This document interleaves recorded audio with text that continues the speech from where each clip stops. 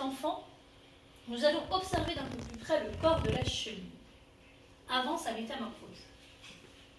Au tout début, il y a la tête, et sur sa tête, il y a deux petits yeux. Ensuite, ici, c'est le thorax. Le thorax qui lui permet de respirer. Le thorax, c'est comme ici chez nous. Et il y a des petits trous. Et c'est par ces petits trous qu'elle respire. Ensuite, partout ici, c'est l'abdomen. Alors l'abdomen, c'est comme le ventre chez nous. Et sur l'abdomen, il y a aussi ces petits trous pour respirer. Ensuite, vous regardez bien ici, il y a des pattes. Des petites pattes très importantes parce que c'est grâce à ces petites pattes qu'elle peut se déplacer en rampant. Et ces petites pattes lui permettent aussi d'attraper une feuille pour la manger. Donc ça, c'est les pattes avant. Alors ici, elle en a 6, 3 paires de pattes. Et là, des pattes qui sont un peu plus grosses et qui s'appellent des ventouses.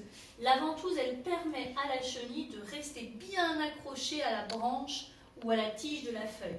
Comme cela, elle peut manger tranquillement sans tomber de la feuille. Voilà, la tête, le thorax, les petits trous pour respirer, l'abdomen, les pattes avant pour se déplacer et pour manger, et les ventouses pour bien rester accrochées à la feuille. Alors maintenant, la chenille se métamorphose, elle se transforme en papillon. Vous vous souvenez ? Le papillon laisse ici l'enveloppe qui est la chrysalide, et le papillon fait sécher ses ailes. Mais dites-moi, la chenille n'avait pas d'ailes ? Eh bien non, et c'est ça la métamorphose, c'est le petit ne ressemble pas à l'adulte.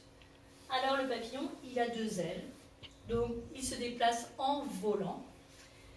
Le papillon a aussi un abdomen, comme la chenille.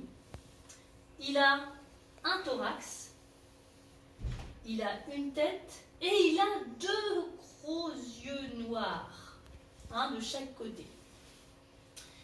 Alors il a des ailes pour voler, mais il peut aussi se déplacer en marchant grâce à ses pattes.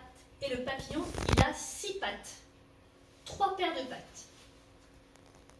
Et autre chose que la chenille n'avait pas, ce sont les antennes. Regardez ici. Le papillon a 2 longues antennes.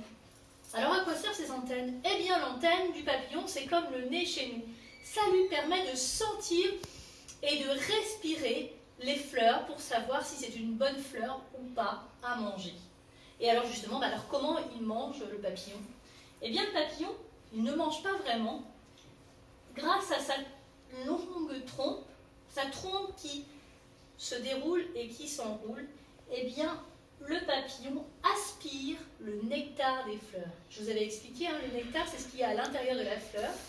Eh bien, le papillon vient se poser sur la fleur avec ses pattes et il déroule sa trompe, il l'emmène au milieu de la fleur et il aspire le nectar avec sa trompe.